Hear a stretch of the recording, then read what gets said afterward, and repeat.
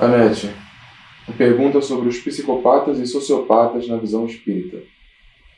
Primeiro, temos que separar o que é um psicopata de um sociopata. O sociopata é alguém que desenvolveu um comportamento anômalo em virtude de algumas interações sociais. Por exemplo, uma criança que foi treinada para ser um assassino da máfia, ou uma criança que trabalha com o tráfico de drogas, ou algumas das crianças. Tem um filme muito interessante, Diamantes de Sangue, sobre crianças cooptadas por guerrilhas na África. Então, eram crianças normais que foram submetidas a um tipo de pressão externa que alterou seu comportamento, desenvolvendo o que a gente chama de um comportamento psicopático.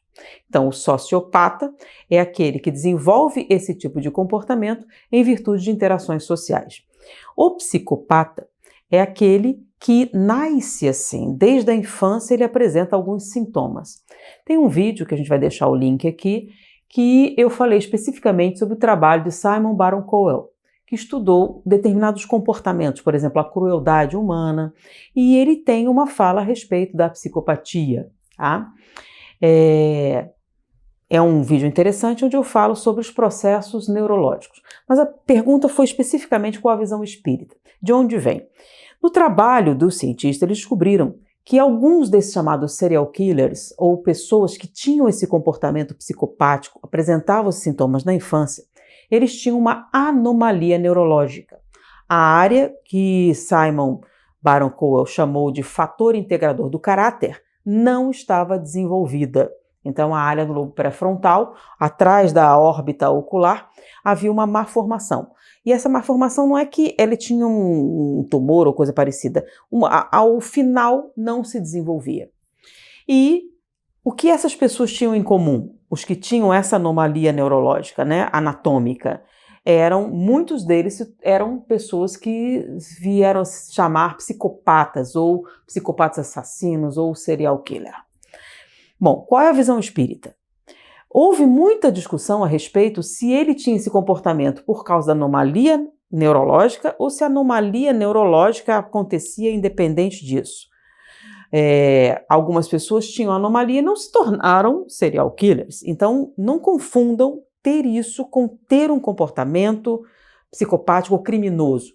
Alguns psicopatas não se tornam criminosos. Na verdade, alguns comportamentos sociais são perfeitamente aceitáveis, mesmo que não tragam essa empatia com a sociedade. O que seria empatia? Então, o que se a gente fala de um psicopata? É alguém que não assimila valores morais, ou esses valores são incompreensíveis para ele. Ele não entende por que ele não pode ter o que ele quiser, ou ele não pode ter determinado comportamento, ou por que esse comportamento não é socialmente aceitável. Bom, qual seria a visão espírita? Existem pessoas que nascem sem culpa, ou elas são incapazes de sentir culpa? Vamos pensar numa coisa da literatura espírita. Existe na literatura espírita, e André Luiz fala sobre isso, sobre espíritos que ficam um longo tempo sem reencarnar. Um exemplo disso são os chamados ovoides. São espíritos que permanecem no mundo espiritual, cristalizados, durante milênios sem reencarnar. Então, já se teve notícia nessa literatura de espíritos que ficaram 3.000, 4.000 anos sem reencarnar. Então, imagine que um espírito desse reencarne agora em nossa sociedade moderna. Isso não é possível? Sim, ele é possível. Ele reencarna, é o filho de alguém. Essa pessoa pode ser educada nos valores morais do presente? Sim, porém para ele é incompreensível. Porque uma coisa que nós assimilamos naturalmente, e Weber fala sobre isso, que é o chamado inconsciente social. Então, muitos valores nós aprendemos de maneira inconsciente através da convivência social. Ninguém ensinou especificamente para você que isso era ou não. Você aprendeu na convivência. Mas muitas pessoas trazem isso naturalmente. É como se fosse um atavismo. Alguém que não tenha reencarnado durante muito tempo simplesmente não teria acompanhado essa evolução. Então você reencarnou na Babilônia numa época em que a mulher era um objeto que você possuía, era um bem.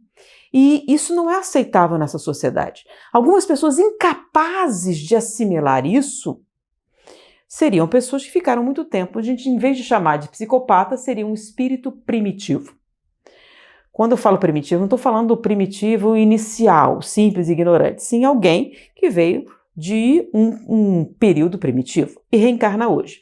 Então, determinadas coisas você pode... Nós não adestramos cães, não adestramos animais, nós podemos adestrar um espírito primitivo? Podemos. Então, aparentemente, ele, por favor, com licença, etc. Porém, valores morais perfeitamente aceitáveis e assimiláveis por algumas pessoas não serão por alguém que ficou muito tempo sem reencarnar, o chamado espírito primitivo. Então, hoje, ele seria para nós uma anomalia, mas há 3.000 anos ele seria um homem perfeitamente normal.